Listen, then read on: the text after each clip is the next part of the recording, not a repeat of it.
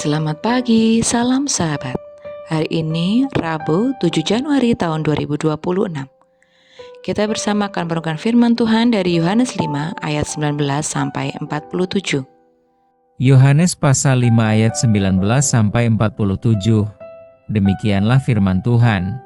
Maka Yesus menjawab mereka, katanya, "Aku berkata kepadamu, sesungguhnya anak tidak dapat mengerjakan sesuatu dari dirinya sendiri, jikalau tidak ia melihat Bapa mengerjakannya. Sebab apa yang dikerjakan Bapa, itu juga yang dikerjakan anak. Sebab Bapa mengasihi anak dan ia menunjukkan kepadanya segala sesuatu yang dikerjakannya sendiri. Bahkan ia akan menunjukkan kepadanya pekerjaan-pekerjaan yang lebih besar lagi daripada pekerjaan-pekerjaan itu, sehingga kamu menjadi heran. Sebab sama seperti Bapa membangkitkan orang-orang mati dan menghidupkannya, demikian juga anak menghidupkan barang siapa yang dikehendakinya. Bapa tidak menghakimi siapapun, melainkan telah menyerahkan penghakiman itu seluruhnya kepada anak, supaya semua orang menghormati anak sama seperti mereka menghormati Bapa. Barang siapa tidak menghormati anak, ia juga tidak menghormati Bapa yang mengutus dia.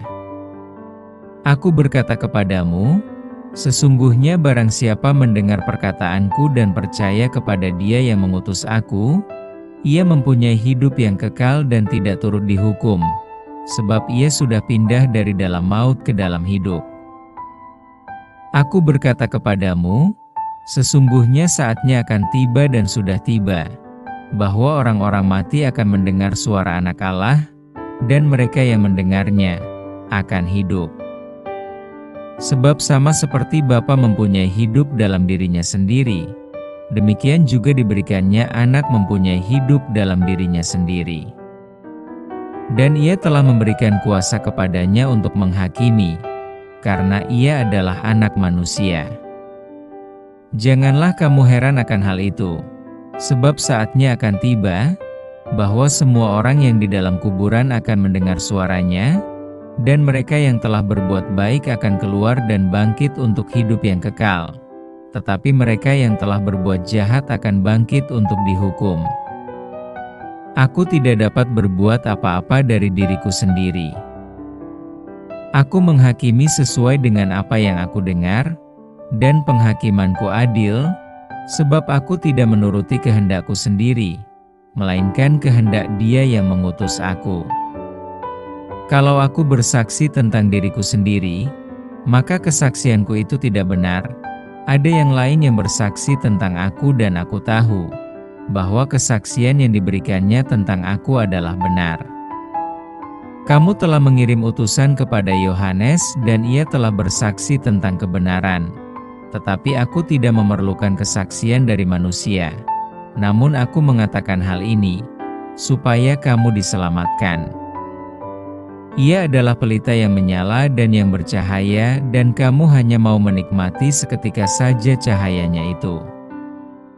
Tetapi aku mempunyai suatu kesaksian yang lebih penting daripada kesaksian Yohanes, yaitu segala pekerjaan yang diserahkan Bapa kepadaku, supaya aku melaksanakannya.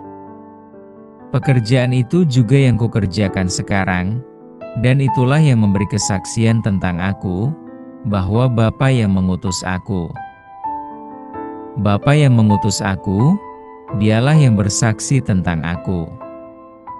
Kamu tidak pernah mendengar suaranya, rupanya pun tidak pernah kamu lihat, dan firman-Nya tidak menetap di dalam dirimu, sebab kamu tidak percaya kepada Dia yang diutusnya.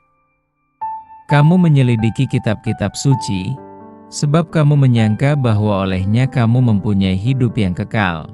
Tetapi walaupun kitab-kitab suci itu memberi kesaksian tentang aku, namun kamu tidak mau datang kepadaku untuk memperoleh hidup itu.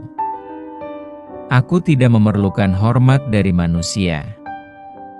Tetapi tentang kamu, memang aku tahu bahwa di dalam hatimu kamu tidak mempunyai kasih akan Allah.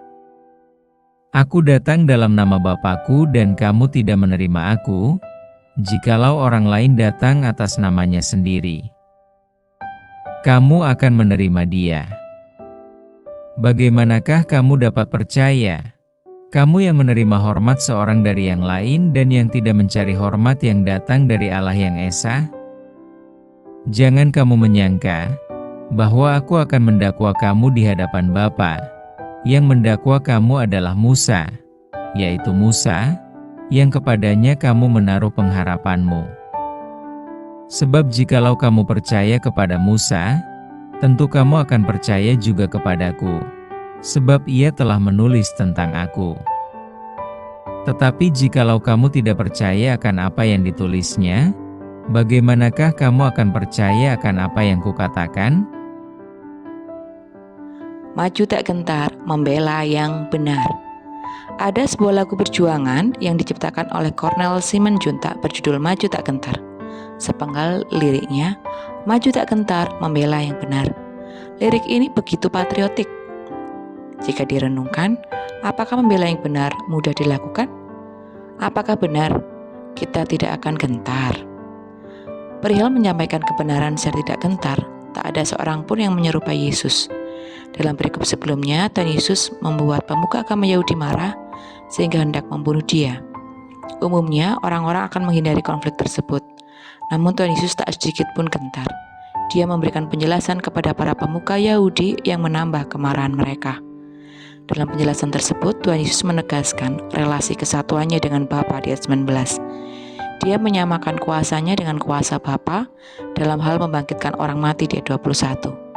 Dia berkata bahwa penghakiman sudah diserahkan sepenuhnya kepadanya di ayat 22. Yesus dan Bapa adalah kesatuan yang tak terpisahkan. Oleh karena itu siapapun yang menghormati anak sama dengan menghormati Bapa di ayat 23. Dia datang memberikan keselamatan bagi mereka yang percaya kepadanya di ayat 24 sampai 30. Perkataan itu menimbulkan kemarahan pada para pemuka agama Yahudi. Mereka sangat berang dan banyak lagi orang Yahudi ingin membunuh Yesus. Sebab dari perspektif orang Yahudi, perkataan itu adalah penistaan. Menyampaikan kebenaran memang tidak pernah mudah dan beresiko. Sudah banyak orang mati karena memperkatakan kebenaran. Salah satunya Tuhan Yesus, kemudian murid-muridnya, juga Rasul Paulus, demikian pula para bapak gereja, dan masih banyak orang percaya yang lainnya. Orang menyampaikan kebenaran kadangkala menghadapi resiko ditentang, bahkan dimusuhi oleh orang lain yang menolak kebenaran yang disampaikannya. Lalu bagaimana dengan kita sendiri? Apakah saat ini kita berani setia memberitakan kebenaran firman Tuhan dengan prinsip maju tak gentar, membela yang benar? Mari bersama kita berdoa. Tuhan Yesus, di tengah dunia yang penuh kelicikan ini, mampukan kami untuk menyatakan kebenaran, membela yang benar dengan gentar, tapi juga dengan cara yang benar. Sehingga apa yang kami lakukan Tuhan tidak menjadi batu sandungan bagi orang lain. Mampukan kami untuk memiliki kata, perilaku, dan pikiran yang tepat dalam menyatakan kebenaran. Kami rindu Tuhan, Engkau terus membimbing kami menjadi pribadi-pribadi yang serupa dengan Engkau. Di dalam nama Tuhan Yesus kami berdoa dan mengucap syukur. Haleluya. Amin. Selamat beraktivitas. Tuhan Yesus memberkati.